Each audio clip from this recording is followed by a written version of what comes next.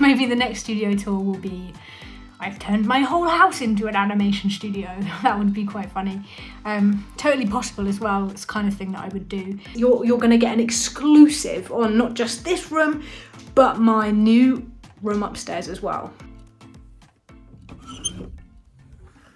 I've not actually been in here to animate for about a month now, but I'll show you around. I'll show you some of what goes on in here.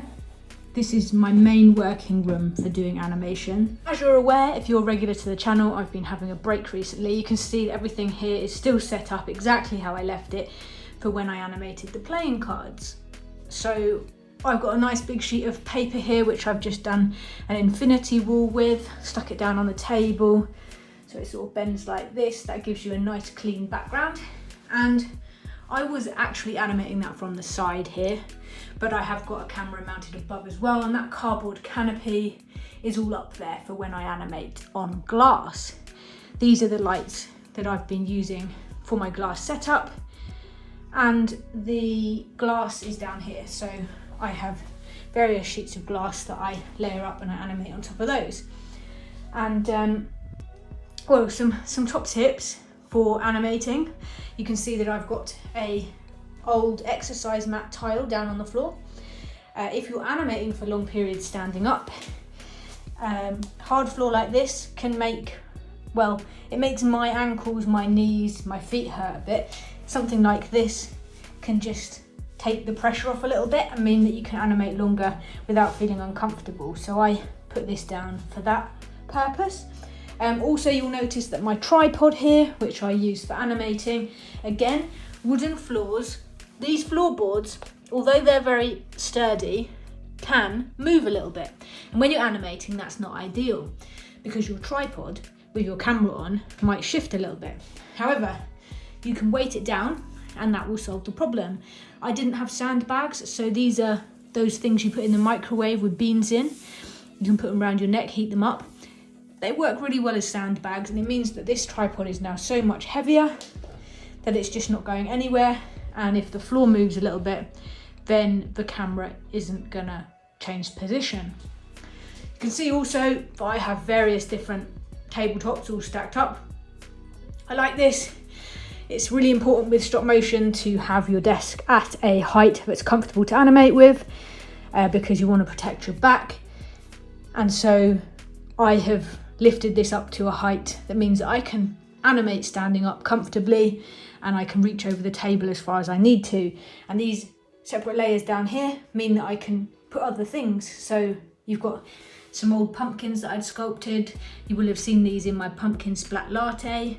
I've also got some blue tack, everybody needs that, some wire, and just some more bits and pieces. Like this is road tape, I've used that in a tutorial before.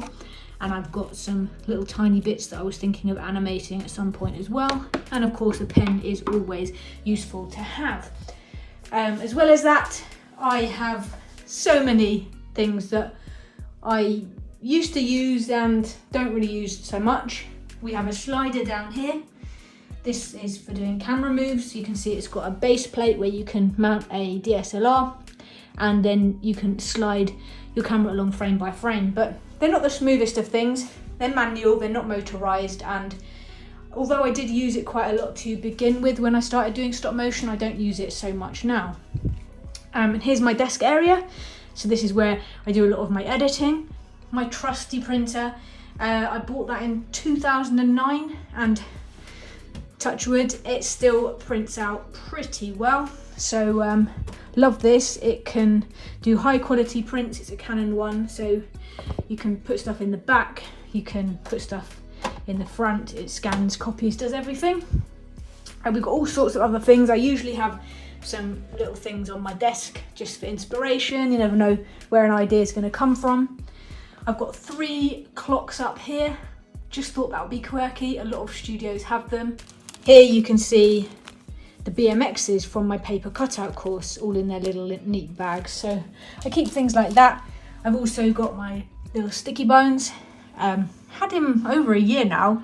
Haven't used it as much as I would have liked, but I will be using it again. I plan to make some more videos using him.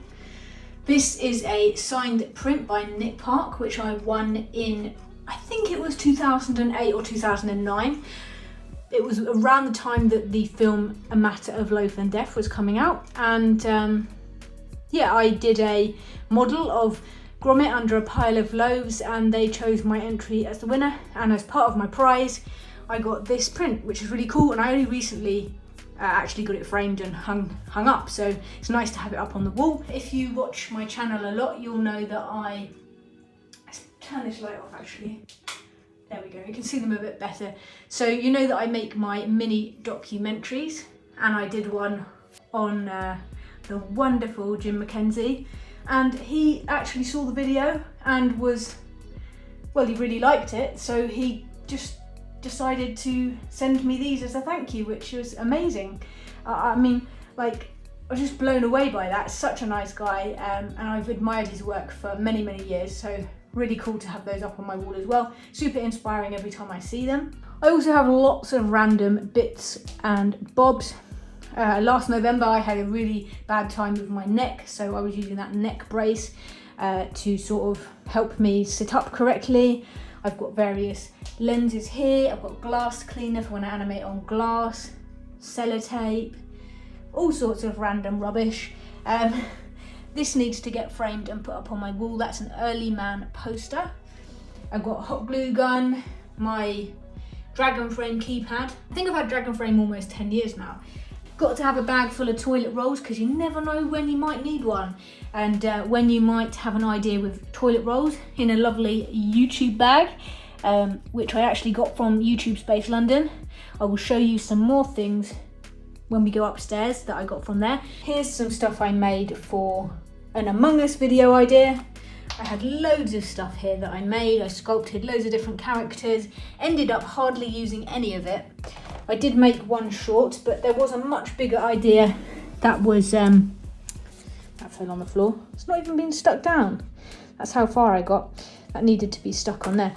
Many years ago, when the Box Trolls film came out, I made myself a box troll. You can see that it's fallen apart a bit. I put my own logo on the front, but basically I made a box. I sculpted the little box troll's face, his arms and his feet.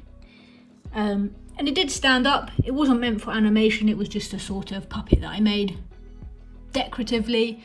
But yeah, I did that maybe 10 or so, 8 years ago maybe, I'm gonna say. And then I've also got random things I made. I made this when I was at university. It's just a muddy welly boot. So yeah, I keep hold of things. I'm sort of like a hoarder, but a tidier hoarder than I used to be. You can see there's not too much mess going on. Like all good stop motion animators, this room actually used to be the garage. So this is a converted room. The garage has become my animation studio. And as with all good stop motion animators as well, it's best to take over as much of the house as possible. So I actually, in recent weeks, have made a new addition to my setup, and I have a second room. I have converted the spare bedroom into an art room upstairs, which is where I can do other things related to animation. You can see that I'm already busy at work. I haven't fully moved into this room. I'm still figuring it out, but I've got some stuff going on here. Sort of secret stuff, so you can't really see what I'm doing yet. But you'll notice that there's lots of cool stuff happening here.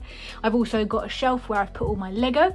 So here's some of my Lego collection. In fact, I think this is basically everything I have. And then here on my desk, I've got sculpting tools because that's what I've been doing. I've got my DSLR for filming. I've also recently got this new arm. I love it.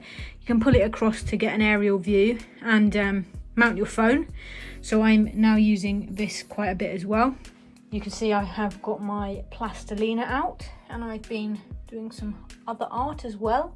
Can't show you that yet because it's secret.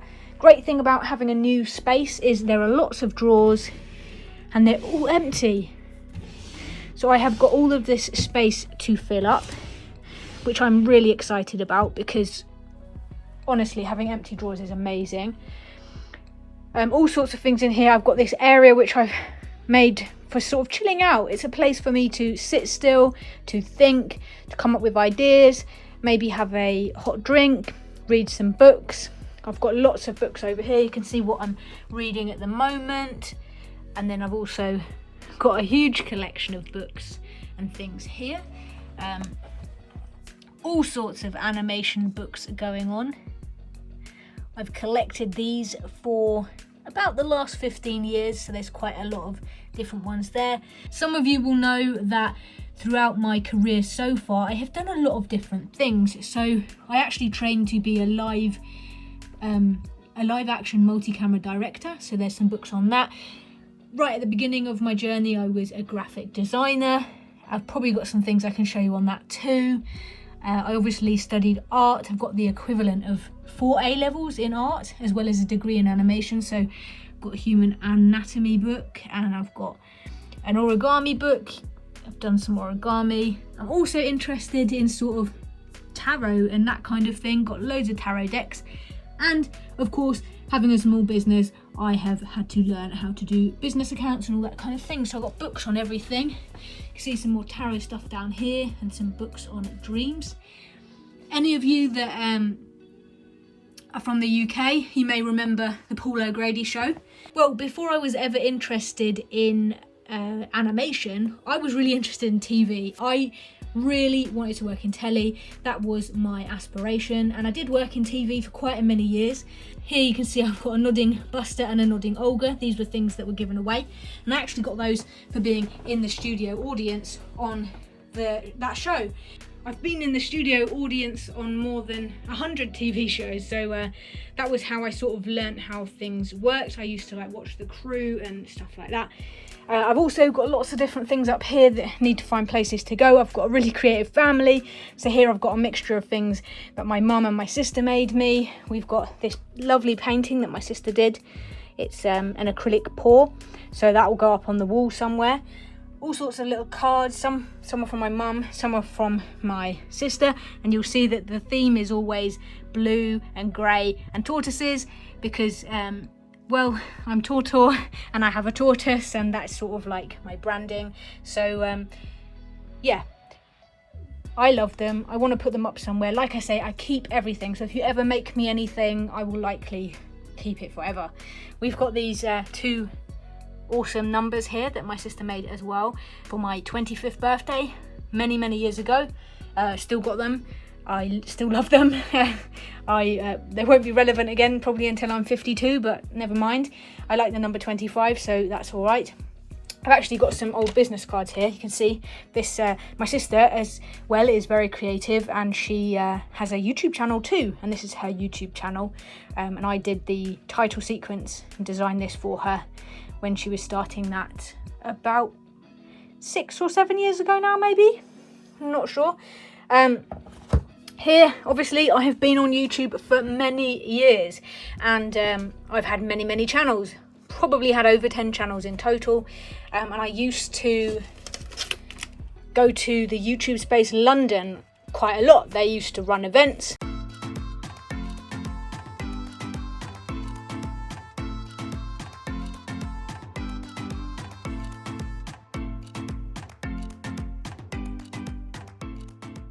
It's now unfortunately closed down, but these are all of the tags back when you were allowed to keep your tags, around 2016, 2017, that sort of time. I have got all these YouTube guest tags, and also often at events you would get freebies. So I entered a competition with them. I won this rucksack, which is really cool. I've got a couple of snapback caps, and you saw that bag in the animation room downstairs. So yeah, I keep things like that. And then the other new thing for 2021 is I have actually got into doing art. So I have started painting again. So now we have got all of my artwork painting. You see this one I've just done on card. I've called it An Ocean of Possibilities Are Ahead because you've got a boy looking out to sea. He's not having a wee, despite what my dad thinks. He's actually just standing there pondering life ahead of him. And we've got various other paintings that I've done. This one, people having a walk. That one is of Lily, my Jack Russell, and here's another one of Lily. This was a drawing that I did. It's not finished, but I like it unfinished, so I've just framed it and I'm gonna have it up just like this. And then we've got some more sort of seascape ones that I've done. These are all on canvas. So yeah, that is what's been keeping me busy and helping me de-stress and stay sane for the first part of 2021. I've also got all sorts of things. I've got these are lights that I bought for doing a Skillshare class on lighting. I still haven't made it, unfortunately, but I will make it. This here is I think probably the only trophy that I own. When I was a lot younger, was in the running to be a professional footballer, and I actually got scouted by a very well-known football team, but things changed, and well, this is basically the only trophy I have. But anyway, I've still got that. Got a little clapper board. Every YouTuber and filmmaker needs one of those. I've also got in here some pretty cool stuff. So these are my Blue Peter badges. I have got lots of them. I've got blue one, squidgy blue one, a silver one, a green one, and I have got several competition winner badges. I was always entering the competitions. I even won the pen for I think it was for their 4,000th episode, so I won that too. I've got Huggies baby wipes. Don't have a baby, but these are good for cleaning your hands when you're handling a lot of plasticine, so I've got a nice box of those. In this here I've got all sorts of bits and pieces. So we've got lots of lanyards from when I worked in TV. You can see lots of them say ITV on them, a few other ones as well. Got all sorts of things in here. So this was a Christmas card that I made when I worked at ITV. It's got all the different shows that the company made on all the different trinkets that have come out of the cracker, so that was quite fun. I got some things people gave me, so I worked on Celebability. So I also used to film at award ceremonies, and one of those was the British LGBT Awards. Obviously I'm really passionate about it, being LGBT myself, and I used to film little interviews with the winners after they came off stage and stuff, so I keep things like that. And so yeah, right at the beginning of my career, I think I mentioned that I was a graphic designer briefly. So I worked at a company that made several magazines, and you can see here, this is a page that I put together. So this is actually a page that I designed the layout for, and in this issue I think there were actually several pages that I designed. I designed this double page spread as well. So yeah, I've kept a copy of that. So that is pretty cool. So hopefully you found this interesting, and it was somehow insightful to see around my space and where I work. It's taken me a long time to get to this point where everything's got its own space and is organised, and like I say, the upstairs room isn't even complete yet. Literally only just got furniture in there, and there's loads of stuff to do.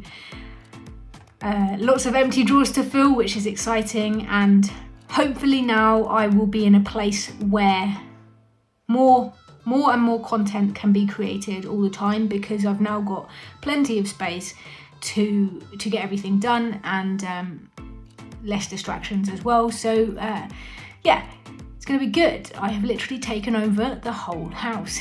Well, almost. Maybe the next studio tour will be I've turned my whole house into an animation studio. That would be quite funny. Totally possible as well. It's the kind of thing that I would do. In fact, every house that I've lived in, a room has ended up being turned into an animation studio. I used to have a thing about animating in kitchens, so all of the houses that I rented, like over the years, my housemates, in the middle of the night when they were asleep, I would just take over the kitchen and like animate in there in the dead of night. Typical stop motion thing to do. I've animated in the kitchen in this house as well. I think I've actually animated in the kitchen of every single house that I've lived in. So don't know if that's weird. Probably is weird. Yeah, I think I mentioned as well that I have my own tortoise. He's called Charles. He's about 70 years old, and he recently came out of hibernation. So you can say hello to Charles as well. I'll put some footage of him on now. just to end the video. Thank you very much for watching. If you like my channel, don't forget to like, comment and subscribe, and I'll catch you again soon with some exciting and fresh new content.